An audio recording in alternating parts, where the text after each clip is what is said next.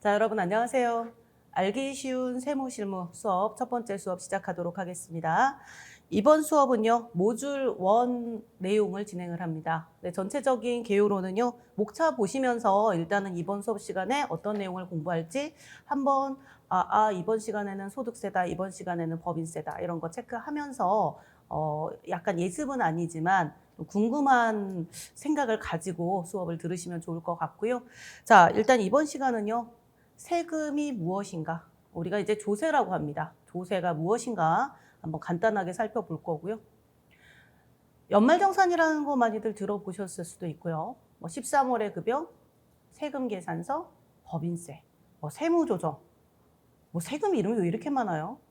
자동차세, 재산세, 가끔 부동산 때문에 부동산 가격 때문에 전국이 난리가 나면 종합부동산세 이런 이름도 나오고 아무튼 세금 이름이 되게 많아요. 그러면 만약에 내가 취득세를 내야 된다. 언제 내는가? 법인세? 언제 내는 세금인가? 남정선 세무사 개인이 법인세를 내는가? 결론 안 냅니다. 제가 집을 샀다가 팔면 무슨 세금을 낼까요? 양도소득세. 제가 옷가게를 영위를 해서 돈을 벌면 부가가치세도 내고요. 개인적으로 옷가게를 운영한다 그러면 소득세도 냅니다. 자, 세금의 종류가 굉장히 많습니다. 그러면 제일 먼저 세금이 무엇인가? 전기요금 같은 경우는 구분되는 성격이 있어요. 세금만의 특별한 어떤 성격이 있고 조세란 무엇인가? 그러면 그 조세를 좀 전에 말씀드린 어떤 종류가 있는가? 그런데 그 조세를 구청에 갖다 내는가? 세무서에 갖다 내야 되는가? 세법을 처음 하실 때 제일 궁금한 게 그거예요. 네, 그래서 이게 이론적으로 그 시험을 보기 위한 그런 용도만으로 공부를 하는 게 아니고요. 우리가 평생 살아가면서 대한민국 국민 중에 대한민국의 세금을 단 한 번도 안 낸 사람은 없습니다. 다 한 명도 없습니다. 단언컨대. 그러면 우리 모두의 일상생활의 문제이기도 하고, 그래서 세금을 세무서에 내는가? 구청에 내야 되는가? 아니면 서울특별시청에 갖다 내야 되는가? 구분하시려면 조세를 분류하는 방법, 국세와 지방세 분류부터 아셔야 돼요. 그거를 우리 이번 수업 시간에 정리를 깔끔하게 해드릴 거고요. 자, 그러면 세금을 부과를 할 때 법이 뭐가 있는가? 원래 세금은요, 법이 없으면 부과 못합니다. 제가 집을 샀다 팔아서 많이 벌자. 한 1억 벌까요? 1억 갖고는 안 돼요? 10억? 벌고 싶다. 자, 10억, 만약에 집을 샀다 팔아서 10억을 벌었다, 1억을 벌었다 라고 한다면, 자, 그 번 돈에 대해서 세금을 내야 되는데, 만약에 1억에 대해서 세금을 2천만 원을 낸다 가정하면, 국가는 저한테 2천만 원의 세금을 걷어가는 거고, 부과 징수한다라고 고급지게 말하지만, 일반 국민들, 세법, 세금을 잘 모르는 국민들 입장에서는 약간, 내 재산을 뺏기네? 재산권에 침해가 일어났다라고 생각되는 사건들이 세금입니다. 그래서 세금은요, 법에 의하지 않고서는 부과할 수 없습니다. 그러면 어떤 법이 있는가를 알고 계시면 앞으로 이론 공부를 하실 때건 실무를 할 때건 우리가 일상생활을 살아갈 때도 세법이, 세금에 관한 법률을 세법이라고 하고요. 세법에 어떤 것이 있는가를 알고 계시는 것만으로도 굉장히 큰 힘이 됩니다. 이번 첫 수업이 세금에 관한 여러분의 지식에 제일 중요한 어떤 첫 단추가 될 겁니다. 그래서 조세가 무엇인가? 그리고 조세는 어떻게 구분하는가? 가장 대표적인 케이스가 가장 대표적인 구분이 국세와 지방세인데 목적세, 보통세 이렇게도 나누고요. 독립세, 부가세 이렇게도 나눕니다. 그거를 안내를 해드릴 거예요. 자, 우리 교재에 다 갖고 계시면 목차를 보시면서 모듈 1에 앞에 있는 1번을 보겠습니다. 2번을 보겠습니다. 이렇게 안내해드리면 여러분께서 교재를 펼쳐놓고 저랑 같이 수업 진행하시면 되고요. 자, 그럼 우리 교재의 모듈 1에 조세란 1번, 조세란 무엇일까?부터 시작을 해보도록 하겠습니다. 조세하면요, 별거 없어요. 세금이에요.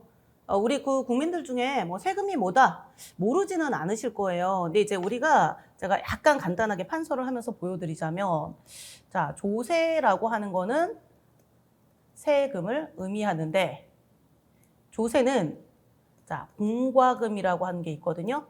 우리 개정 과목 중에, 회사에서 쓰는 개정 과목 중에 우리가 줄여서 세금과 공과 하는 게 있어요. 자, 세금과 공과.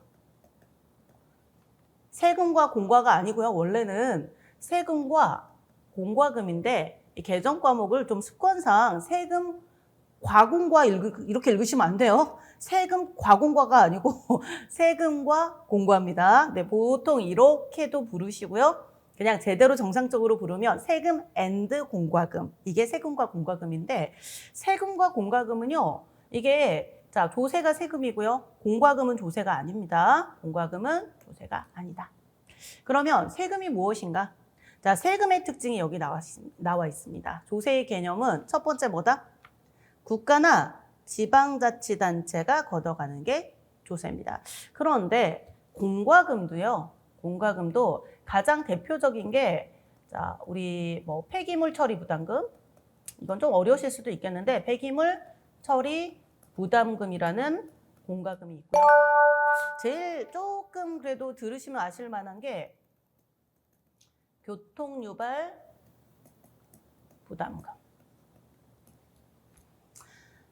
자, 범칙금도 원래 공과금이에요. 범칙금도 공과금.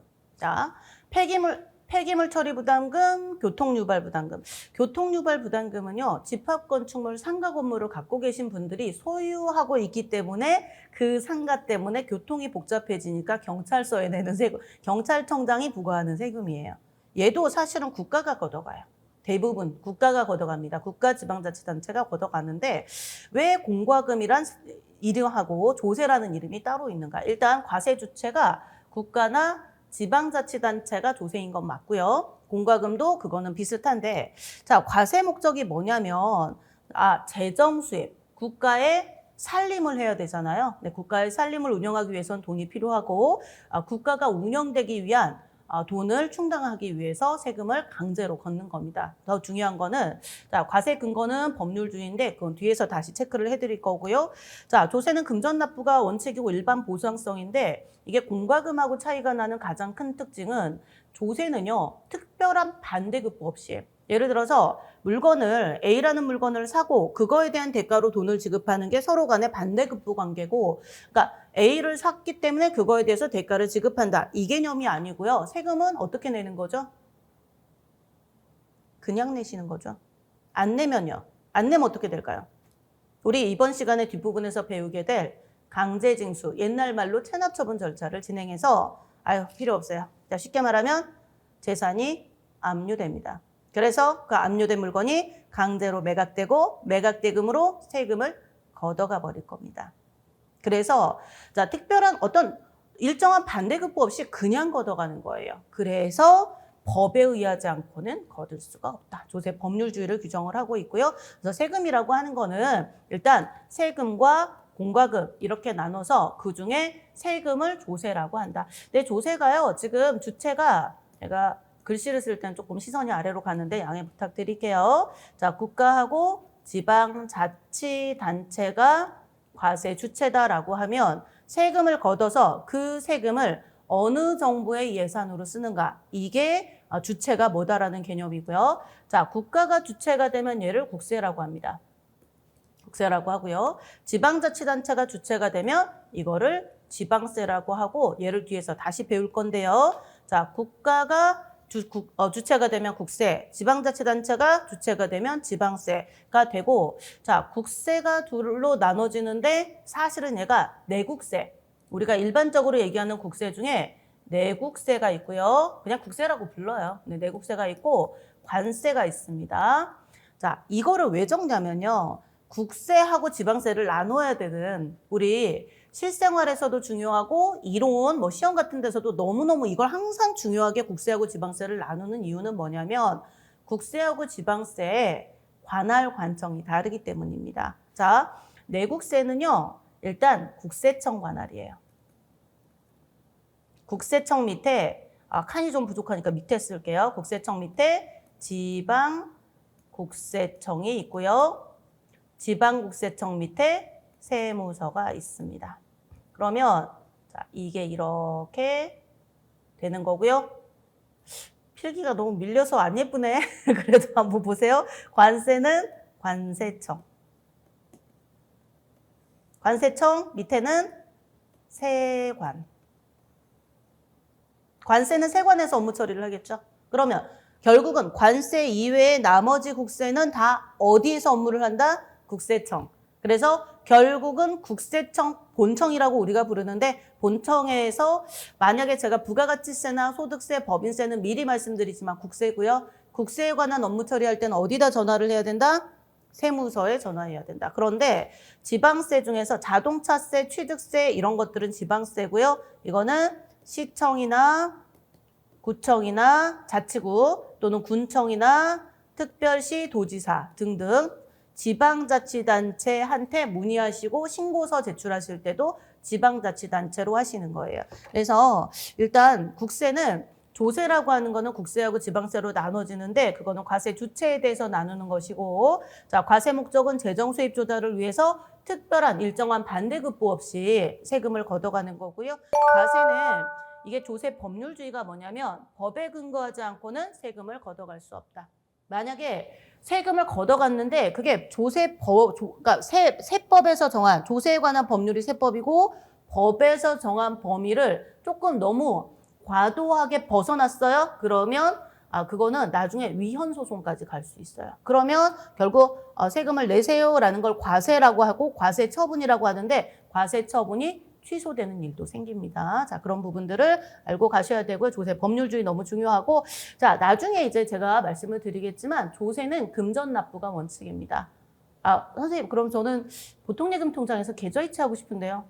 돈이잖아요. 괜찮아요. 보통예금 계좌에서 계좌이체하거나 카드 결제는 금전납부인데요. 나는 세금을 내야 되는데 돈이 없다. 현찰이 없다. 저기요. 혹시 이거 거짓말로 이거 3억짜리 시계라고 가져갈게요. 거짓말로 3억짜리 시계. 이걸로 세금 가져가세요. 안 돼요. 안 됩니다. 자, 상속세와 모든 세금은 아니고요. 상속세와 재산세의 경우에 법에서 정한 요건을 앞으로 법정 요건이라고 해요. 법에서 정한 요건을 모두 충족하면 부동산으로 세금을 받아주는 경우가 어쩌다 한 번 있지만 그 예외에 대표적으로 세금 뭐요? 상속세, 재산세를 제외한 세금은 무조건 돈으로 내셔야 돼요. 전 카드 결제 돈이에요. 네.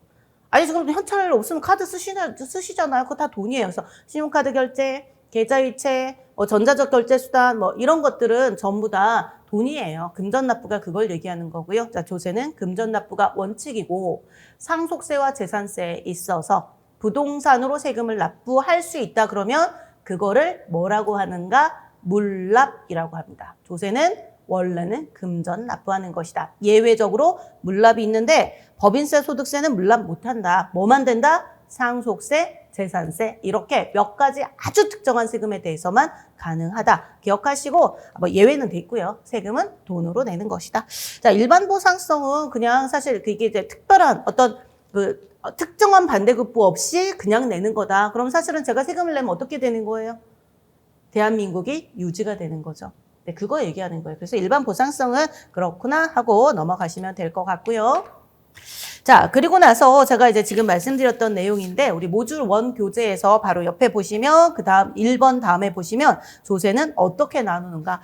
여러분 교재가 굉장히 잘 돼 있어요. 제가 사실은 지금 이제 알기 쉬운 세무실무 책자를 우리 직원들, 신입 직원들 들어오면 읽어보라.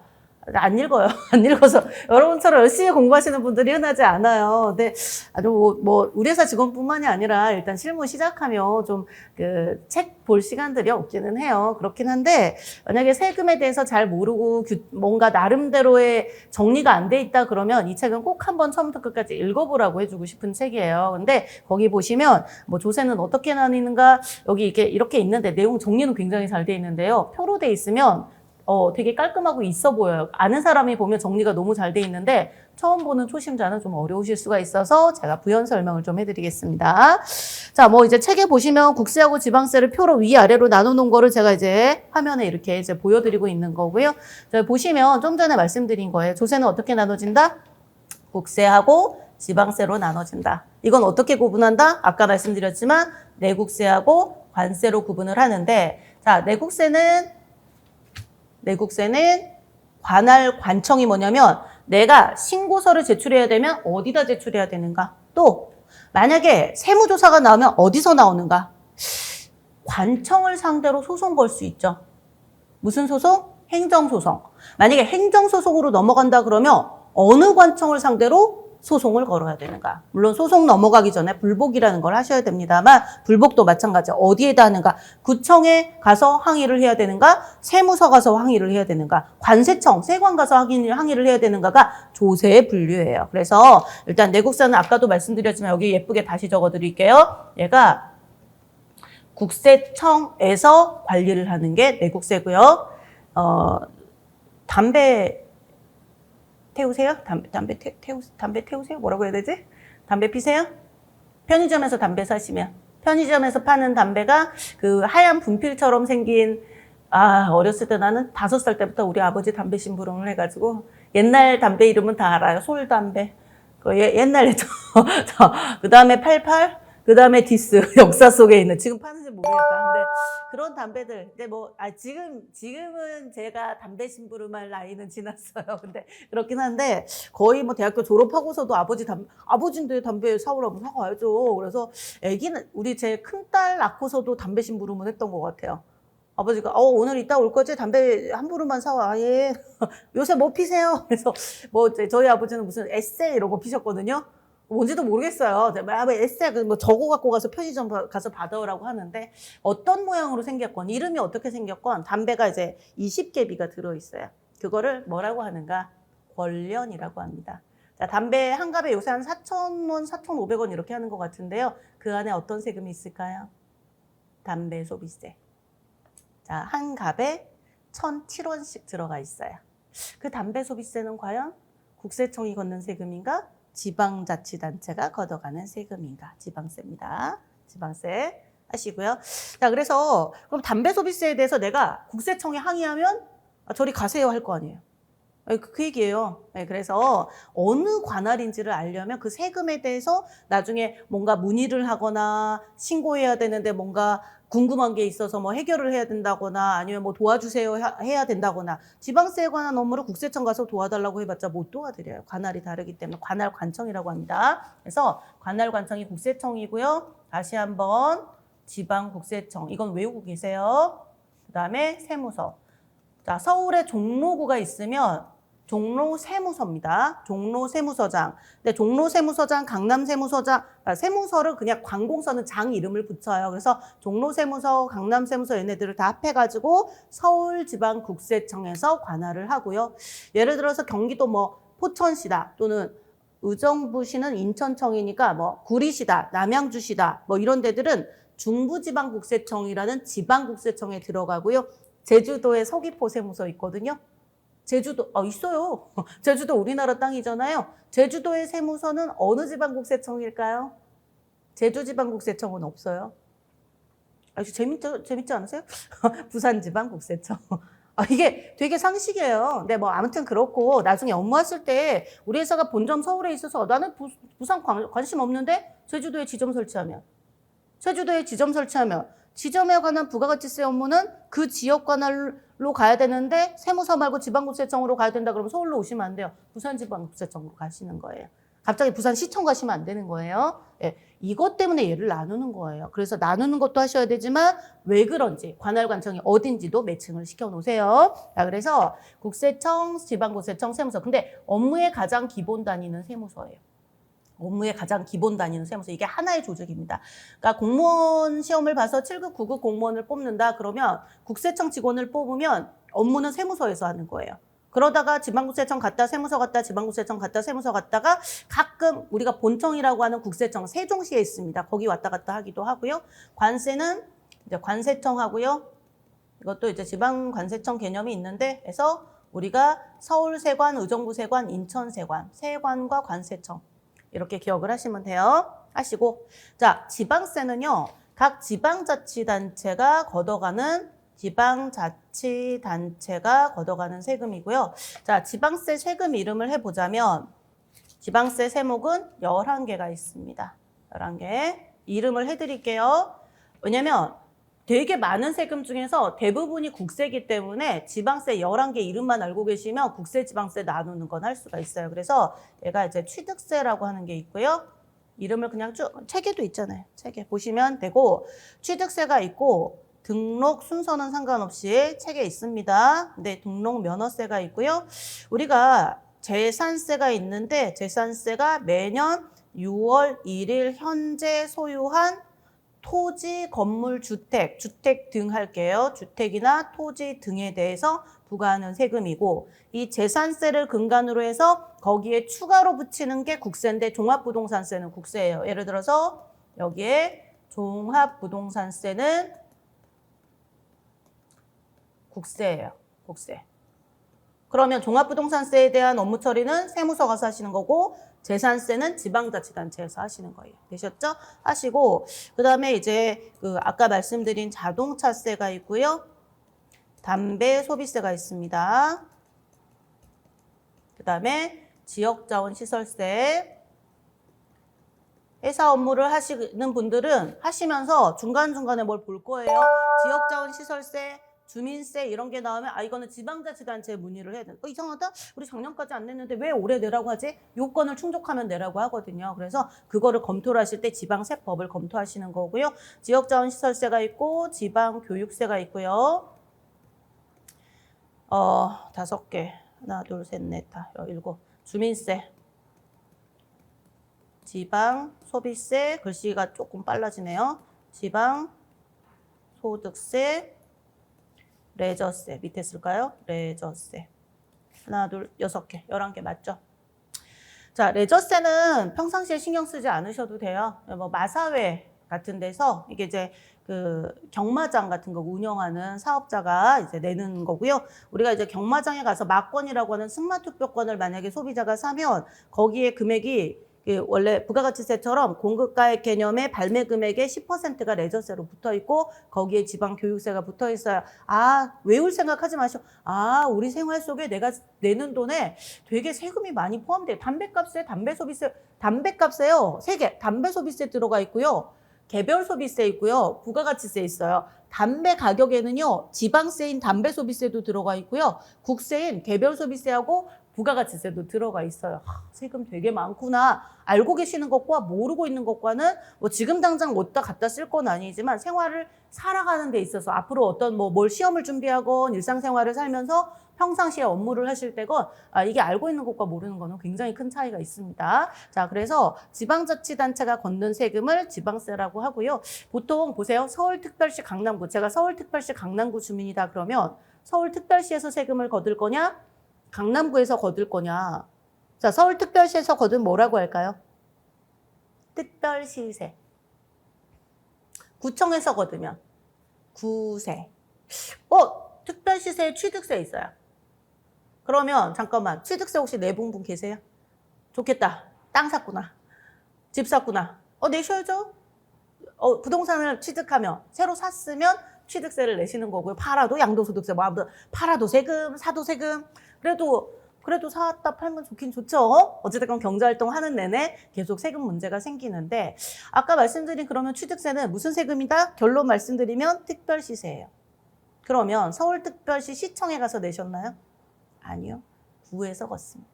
이거를 지방세 징수법이라는 법으로 징수위임을 해서 사실 얘가 특별시세냐 구세냐 아니면 경기도 구리시다 그러면 도가 걷어서 도의 예산으로 쓰느냐 도세 걷어서 시의 예산으로 쓰는 시의 독립적인 세원이다 그러면 시세라고 부르는데요. 이게 구세냐 시세냐 중요하지 않아요. 이게 징수가 세금을 걷는 걸 징수라고 하고 징수가 위임이 돼서 우리 큰 단체를 광역단체라고 하고 작은 도, 특별시, 광역시를 광역단체라고 하고요. 시, 군, 구를 기초단체라고 하는데 기초단체에서 세금은 자기 몫의 세금도 그렇고 광역단체 세금도 기초단체에서 걷게 위임이 돼 있어서 우리는 경기도에 내야 되는 세금도 시청 가서 내시면 돼요. 또 서울특별시에 내야 되는 세금도 구청으로 가시면 돼요. 그래서 일단 특별시다 그러면 지방세에 관한 업무는 전부 어디다 문의하면 된다? 구청에 문의하시면 돼요. 나중에 취득세에 관해서 소송이 걸린다 그러면 사실 소송의 당사자는 구청이 아니고 사실은 진짜로는 누구 세금이니까 서울시 세금이니까 서울시랑 쟁송 단계를 거치게 될 겁니다. 그래서 일단은 그런 식으로 나누시면 되고요. 자, 그다음 우리가 알고 계셔야 되는 거는 일단 국세하고 지방세 나누고 국세가 관세 빼고 나머지 것들은 국세청에서 관리한다 이거고요. 뒤에 있는 보통세, 목적세, 직접세, 간접세는요. 사실 과세관청이 운용을 하는데 필요한 건데 보통세는 뭐냐면 세금을 걷었을 때 그냥 알아서 국가나 지방자치단체 예산으로 알아서 쓰시면 돼요. 교육에 쓰셔도 되고요. 도로공사 하는 데 쓰셔도 되고요. 뭐 여러 가지 업무에 그냥 알아서 쓰시면 되는 게 보통세고요. 목적세는 가장 대표적으로 지역자원시설세가 있어요. 여기 있는 지역자원시설세가 목적세거든요. 얘는 뭐냐면 지역의 자원을 개발하고 보존하는 데만 써야 돼요. 그럼 지방교육세, 이 두 가지가 목적세예요. 지방세 중에서는. 그러면 지역자원시설세와 지방교육세는 어디 있을까요? 이름에 나오죠. 교육에만 써야 된다라고 법에 정해놨어요. 그게 목적세고 나머지 세금들은 이제 지방세 안에서는 목적세가 이렇게 2개고 나머지 9개는 보통세이다. 개념은 사실 그러니까 과세관청이 세금을 걷어서 어떻게 운용을 할 거냐에 대한 내용이니까 그건 여러분께서 보통세하고 목적세 세금 전체 그룹을 보통세 그룹과 목적세 그룹으로 나눈다면 목적세가 아닌 게 보통세고 보통세는 그냥 알아서 정부가 알아서 예산 짤 때 쓰면 되는 거고 목적세는 정해진 목적에 법에서 쓰라고 하는 데만 써야지 엄한 데 쓰시면 안 돼요. 그래서 약간 그런 게 조금 차이가 있는 거고요. 직접세는 가장 대표적으로 국세 중에 직접세를 적어보자면 우리 이제 앞으로 이제 뭐 나중에 뭐 10차시, 12차시 가서 배우실 소득세라고 하는 세금하고요.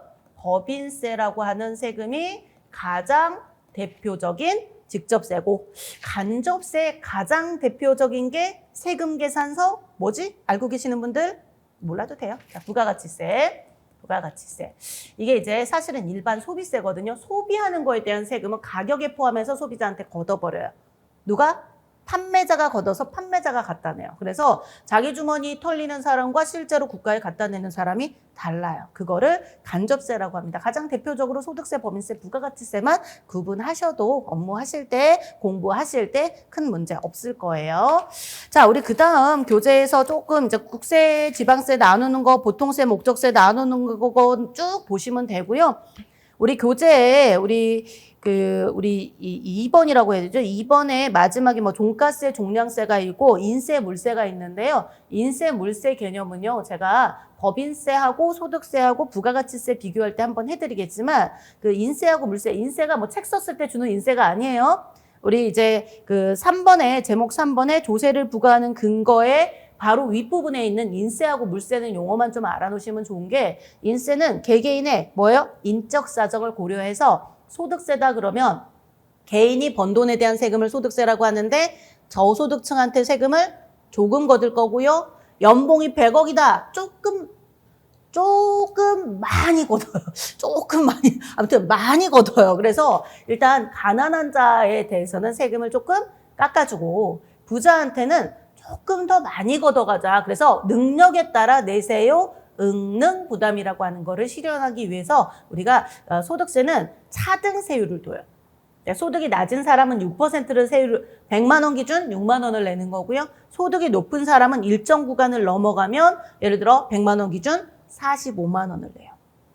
그래서 뭐다? 가난한 자에 대해서 조금 혜택을 주고 부자들은 좀 더 내세요. 그래도 먹고 살잖니 이거예요. 그래서 인세가 그거고요. 아까 말씀드린 직접세 중에 소득세, 법인세가 인세고요. 물세가 뭐다? 부가가치세가 가장 대표적인 물세라서 부가가치세라는 세금을 할 때 물세라는 특징을 제가 엄청 강조할 거예요. 물세는 재산이 1,000억인 사람이 1,000원짜리 빵을 먹어도 부가가치세는 100원을 내고요. 재산이 단돈 10,000원인 사람이 안타깝지만 인생에 굴곡이 있다 보면 뭐 한 1년 정도 노숙을 했다. 근데 나는 전 재산이 10,000원이었다. 근데 배고파 죽겠다. 1,000원짜리 빵을 먹고 싶다. 그때도 전 재산이 10,000원인 사람도 1,000원짜리 빵을 먹으면 100원을 내고요. 전 재산이 1,000억인 사람도 1,000원짜리 빵을 먹으면 100원의 부가가치세를 내니까 똑같은 거 아니냐? 다르죠. 자기가 가진 재산의 크기에 비해 봤을 때 부가가치세라는 세금은요. 단일 비례세요. 그냥 물건 가격에 그냥 세금을 때리는 거예요. 죄송합니다. 부과하는 거예요. 그래서 일단 1,000원이면 무조건 100원. 부자건 가난한 건 안 봐. 나 필요 없어. 이게 물세라서 물세에 좀 약간 나쁜 특징이 있어요. 어떤 거? 차별하는 거죠. 오히려 부자한테 혜택을 주는 거예요. 그거를 해소하기 위한 제도의 가장 대표적인 게 개별소비세라는 세금이고 면세 제도라는 건데 그거는 부가가치세 가서 되게 좀 열심히 설명해 드릴 거예요. 되게 중요한 개념이라서. 자, 그 다음에 이제 우리 모듈 1에서 세 번째 제목이죠. 조세를 부과하는 근거.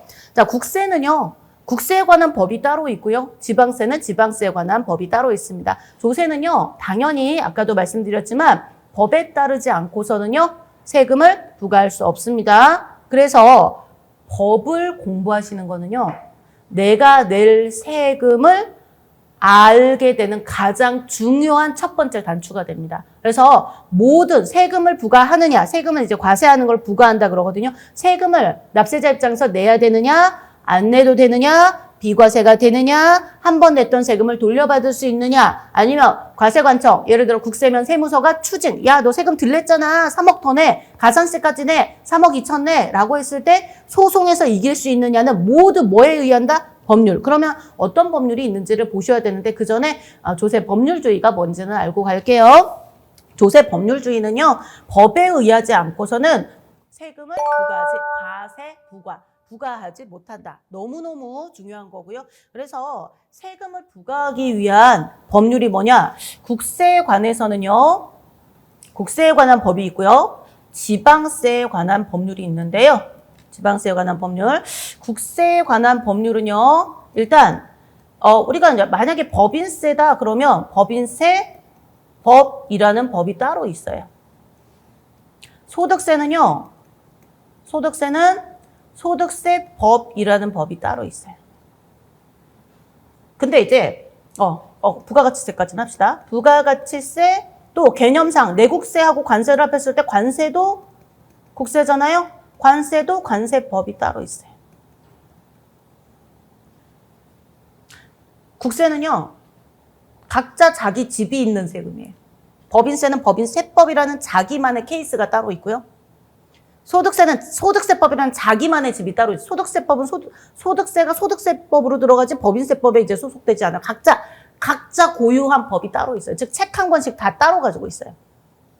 자, 그런데 법인세법, 소득세법, 부가가치세법, 세금 이름에 법을 붙이면 그 법인세법은 결국 뭐에 관한 법일까요? 법인세 계산구조와 신고서 작성에 관한 법이 돼요. 이거를 그래서 국세는 원칙이 뭐다? 원칙이 워낙에 국가 전체가 걷는 세금이라 사이즈가 클 수밖에 없습니다. 금액 단위가 클 수밖에 없기 때문에 세금 이름을 세금을 우리가 세목이라고 부를 거예요. 세목. 그래서 일세목에 일세법주의가 있습니다. 이런 말이 있어요. 뭐죠? 세목 하나당, 법 하나당, 아까 소득세라는 세금 하나당 소득세법이라는 법이 따로 있어야 돼요. 걔네 집 끝, 101호 끝. 102호에 법인세법 들어오고 103호. 아파트 101호, 102호 각자 자기 집이잖아요. 자기 집이 따로 있는 거예요. 근데 예외가 딱 하나, 유일한 예외가 하나가 뭐가 있냐면, 자, 상속세하고요. 상속세는 누가 재산을 물려주셨는데 돌아가시면서 물려주신 거고요. 증여세는 재산을 물려주셨는데 돌아가시지 않는 상태에서, 살아계신 상태에서 물려주시면 증여세라고 합니다.